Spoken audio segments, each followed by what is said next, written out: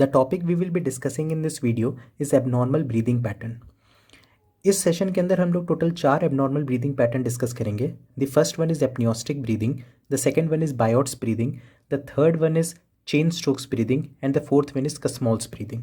इसको हम लोग निमोनिक के फॉर्म में देखें तो इसको हम लोग A, B, C, K के फॉर्म में हम लोग इसको याद कर सकते हैं. Like A for apneustic breathing, B for Biot's breathing, C for Cheyne Stokes breathing and K for Kussmaul's breathing. So starting with our first abnormal breathing pattern, that is apneostic breathing.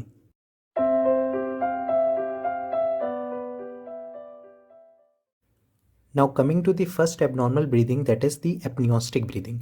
Apneostic breathing generally तब देखने को मिलता है जब lower half of the pons damage होता है. Lower half of the pons damage होने की वजह से इसके अंदर लोकेटेड एक सेंटर होता है, दैट इज एप्नियोस्टिक सेंटर. ये अफेक्टेड हो जाता है और एप्नियोस्टिक सेंटर के अफेक्टेड होने की वजह से जो ब्रीदिंग पैटर्न हम लोग को देखने को मिलता है इसको हम लोग एप्नियोस्टिक ब्रीदिंग पैटर्न कहते हैं. ये एप्नियोस्टिक ब्रीदिंग पैटर्न एक्चुअली में कैरेक्टराइज्ड होता है कि जो पेशेंट होता है उसके अंदर सबसे पहले प्रोलॉन्ग्ड इंस्पायरेशन देखने को मिलता है. वो पेशेंट सबसे पहले प्रोलॉन्ग्ड इंस्पायरेशन परफॉर्म करता है which is followed by the short expiration, और ये साइकिल रिपीट होती है. इसी तरह के ब्रीथिंग पैटर्न को हम लोग कहते हैं apneustic breathing pattern. Normal breathing हम लोग को पता है कि नॉर्मल ब्रीदिंग में इंस्पायरेशन होता है और फिर एक्सपायरेशन होता है. इंस्पायरेशन जो होता है वो नॉर्मली 2 सेकेंड्स का होता है, फिर एक्सपायरेशन होता है 3 सेकेंड का, फिर इंस्पायरेशन होता है 2 सेकेंड का और एक्सपायरेशन होता है 3 सेकेंड का, जो हम लोग प्रीवियस वीडियोज़ के अंदर डिस्कस कर चुके हैं. एप्नियोस्टिक ब्रीदिंग के अंदर क्या होता है, प्रोलॉन्ग्ड इंस्पायरेशन होता है और शॉर्ट एक्सपायरेशन होता है. लाइक इंस्पायरेशन जो कि नॉर्मली पहले 2 सेकेंड्स का होता था वो प्रोलॉन्ग होकर के 5 सेकेंड का हो जाएगा, और एक्सपायरेशन जो कि नॉर्मली 3 सेकेंड का होता था वो अब डिमिनिश होकर के शॉर्ट होकर के 1 सेकेंड का हो जाएगा. इस तरह के ब्रीदिंग पैटर्न को हम लोग एप्नियोस्टिक ब्रीदिंग पैटर्न कहते हैं. इस एप्नियोस्टिक ब्रीदिंग पैटर्न को हम लोग रिप्रेजेंट इस तरह करते हैं जिसके अंदर हम लोगों को प्रोलॉन्ग्ड इंस्पायरेशन देखने को मिलेगा और शॉर्ट एक्सपायरेशन देखने को मिलेगा, फिर prolonged inspiration and short expiration. ये रिप्रेजेंटेशन है एप्नियोस्टिक ब्रीदिंग का. So apneustic breathing is characterised by the prolonged inspiratory gap with a pause at full inspiration. एक प्रोलॉन्ग्ड इंस्पायरेटरी गैप होता है जिसके बाद एक पॉज आ जाता है एट द फुल इंस्पायरेशन, फिर एक प्रोलॉन्ग्ड इंस्पायरेटरी गैप आता है, फिर एक पॉज आ जाता है एट द फुल इंस्पायरेशन. इस तरह के ब्रीदिंग पैटर्न को हम लोग कहते हैं apneustic breathing pattern. Next breathing pattern जो हम लोग डिस्कस करेंगे that is Biot's breathing pattern.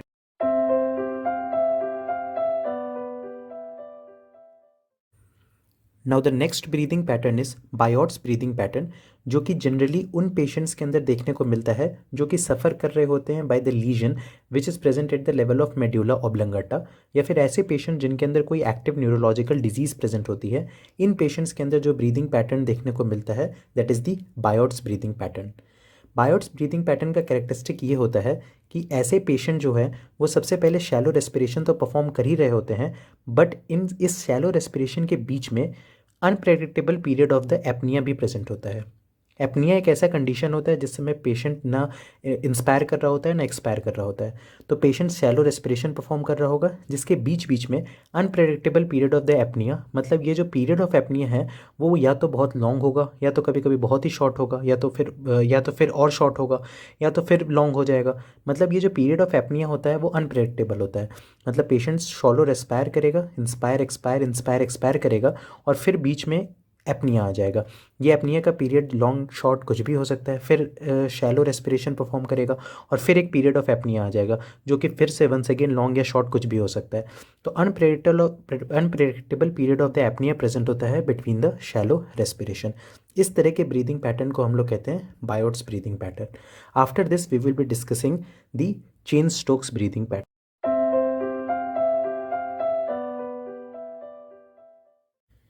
Cheyne Stokes breathing pattern generally उन पेशेंट्स के अंदर देखने को मिलता है जो कि कार्डियक फेलियर से सफ़र कर रहे होते हैं. तो कार्डियक फेलियर से सफरिंग पेशेंट के अंदर जो ब्रीदिंग पैटर्न देखने को मिलता है that is chain Stokes breathing pattern. इस ब्रीदिंग पैटर्न का कैरेक्टरिस्टिक ये होता है कि सबसे पहले पेशेंट के डेप्थ ऑफ रेस्पिरेशन जो होता है वो इंक्रीज़ होता चला जाता है. उसके बाद आफ्टर अ सर्टेन लिमिट ये डेप्थ ऑफ रेस्पिरेशन जो होता है वो डिक्रीज़ होता है और फाइनली एक स्टेट ऑफ एपनिया पाया जाता है, दैट इज़ जिस समय पर्सन ना इंस्पायर कर रहा होता है ना एक्सपायर कर रहा होता है. उसके बाद फिर डेप्थ ऑफ रेस्पिरेशन इंक्रीज़ होता है, डेप्थ ऑफ रेस्पिरेशन डिक्रीज़ होता है और फिर एक स्टेट ऑफ एपनिया पाया जाता है. इस तरह का कैरेक्टरिस्टिक पाया जाता है जिस ब्रीदिंग पैटर्न के अंदर, उसको हम लोग कहते हैं चेन स्ट्रोक्स ब्रीदिंग पैटर्न, जो कि जनरली उन पेशेंट्स के अंदर पाया जाता है जो कि सफ़र कर रहे होते हैं कार्डियक फेलियर से. After Cheyne Stokes breathing pattern जो नेक्स्ट ब्रीदिंग पैटर्न हम लोग डिस्कस करेंगे that is Kussmaul's breathing pattern.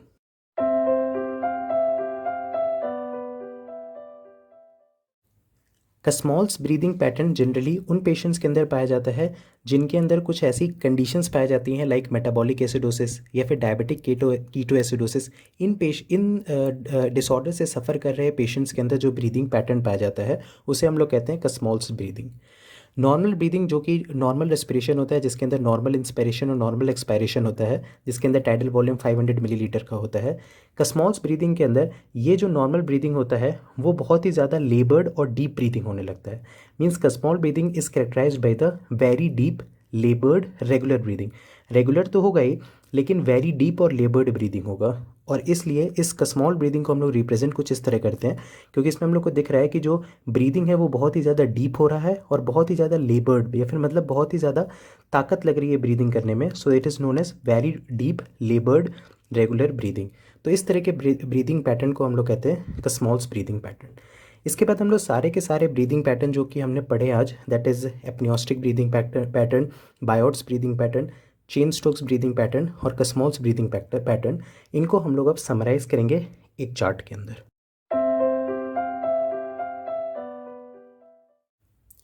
So this is the summary of all breathing और ऑल एबनॉर्मल ब्रीदिंग पैटर्न्स, जिसके अंदर सबसे पहले हमने देखा था एप्नियोस्टिक ब्रीदिंग। एप्नियोस्टिक ब्रीदिंग को हमने रिप्रेजेंट किया था कुछ इस तरह से। इसके अंदर prolonged inspiratory gap with a pause at full inspiration देखने को मिल रहा था। मतलब इंस्पायरेशन प्रोलॉन्ग था और फिर एक शॉर्ट पॉज ऑफ एक्सपायरेशन देखने को मिल रहा था एट आफ्टर फुल इंस्पायरेशन। फिर एक फुल इंस्पायरेशन हो रहा था या फिर डीप इंस्पायरेशन हो रहा था, फिर एक शॉर्ट पॉज देखने को मिल रहा था। इस तरह के ब्रीदिंग पैटर्न को हमने कहा था एप्नियोस्टिक ब्रीदिंग। और ये जनरली एप्नियोस्टिक ब्रीदिंग पैटर्न उन पेशेंट्स के अंदर देखने को मिलता है जिनके अंदर डैमेज हो जाता है lower half of the pons के अंदर, मतलब एप्नियोस्टिक सेंटर जिनके अंदर इफेक्टेड होता है। सेकेंड ब्रीदिंग पैटर्न जो हमने देखा था that is the Biot's breathing pattern, जो कि इस तरह का उसका रिप्रेजेंटेशन होता है। इसके अंदर quick bouts of shallow respiration followed by the unpredictable period of apnoea देखने को मिला था। शैलो रेस्पिरेशन परफॉर्म करता है पेशेंट और उसके बाद बीच में unpredictable period of the apnoea होता है। मतलब ये जो एपनिया का जो पीरियड होता है वो या तो बहुत शॉर्ट या तो बहुत लॉन्ग कुछ भी हो सकता है। So quick bouts of shallow respiration followed by the unpredictable period of the apnoea, ये देखने को मिलता है बायोट्स ब्रीदिंग के अंदर। बायोट्स ब्रीदिंग जनरली जिन पेशेंट्स के अंदर देखने को मिलता है वो पेशेंट्स के अंदर मेडुला ऑब्लंगाटा के लेवल पे लीजन होता है या फिर एक्टिव न्यूरोलॉजिकल डिजीज़ के साथ अगर कोई पेशेंट होता है तो उनके अंदर बायोट्स ब्रीदिंग देखने को मिलता है। थर्ड ब्रीदिंग पैटर्न जो हमने देखा था that is chain Stokes breathing pattern. Cheyne Stokes breathing pattern में हम लोग को cyclic episodes of hyperventilation and apnoea देखने को मिला था। पहले जो रेस्पिरेशन था उसका डेप्थ इंक्रीज होता है, फिर उसके बाद उस रेस्पिरेशन का डेप्थ डिक्रीज होता है और फिर फाइनली एक स्टेट ऑफ एपनिया देखने को मिलता है और यही साइकिल बार बार रिपीट होती जाती है। तो so there is a cyclic episodes of hyperventilation and apnoea, ये कैरेक्टरिस्टिक होता है चेन स्टोक्स ब्रीदिंग का। चेन स्टोक्स ब्रीदिंग जनरली उन पेशेंट्स के अंदर देखने को मिलता है जो सफ़र कर रहे होते हैं कार्डियक फेलियर से। Fourth and last breathing pattern जो हमने डिस्कस किया था that is Kussmaul's breathing pattern. Kussmaul's breathing pattern normally characterised होता है very deep laboured regular breathing से। मतलब रेगुलर या फिर नॉर्मल ब्रीदिंग तो होगा ही लेकिन बहुत ही ज़्यादा डीप और लेबर्ड होगा। मतलब जो डेप्थ ऑफ रेस्पिरेशन होगा वो बहुत ज़्यादा होगा और बहुत ही ज़्यादा लेबर्ड ब्रीदिंग होगा। इस तरह के ब्रीदिंग पैटर्न को हम लोग कहते हैं कसमॉल्स ब्रीदिंग पैटर्न। और ये जिन पेशेंट्स के अंदर देखने को मिलता है जो पेशेंट सफ़र कर रहे होते हैं मेटाबॉलिक एसिडोसिस या फिर डायबिटिक कीटो एसिडोसिस से। So this was all from my side. If you want notes for the following video, message me on my Instagram handle. Link is given in the description below. If you like this video, please hit the like button, do share with your friends and please subscribe our channel to get notifications for more such videos. Thank you.